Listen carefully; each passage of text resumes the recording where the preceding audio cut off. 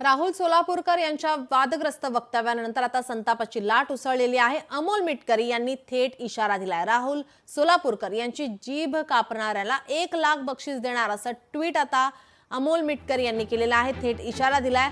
राहुल सोलापूरकर जिथे मिळेल त्याला चोप देणार असा संताप अमोल मिटकरी यांनी व्यक्त केलाय।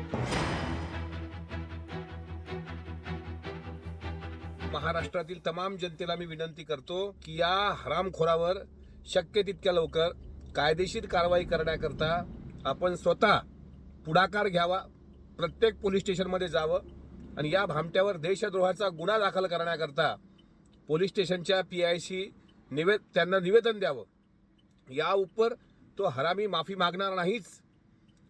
शिवरायांच्या चरणी किंवा बाबासाहेबांच्या चरणी जोपर्यंत तो नतमस्तक होत नाही, इतकंच काय नाक घासून दोन्ही महापुरुषांच्या जोड्यांवर जोपर्यंत तो माफीनामा त्याचा देत नाही तोपर्यंत त्याला माफ करायचं नाही।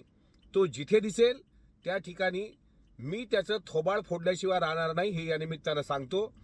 आणि सोलापूरकरची जो जीभ छाटेल त्याला सुद्धा 1 लाख रुपयाचं रोख बक्षीस या निमित्तानं जाहीर करतो।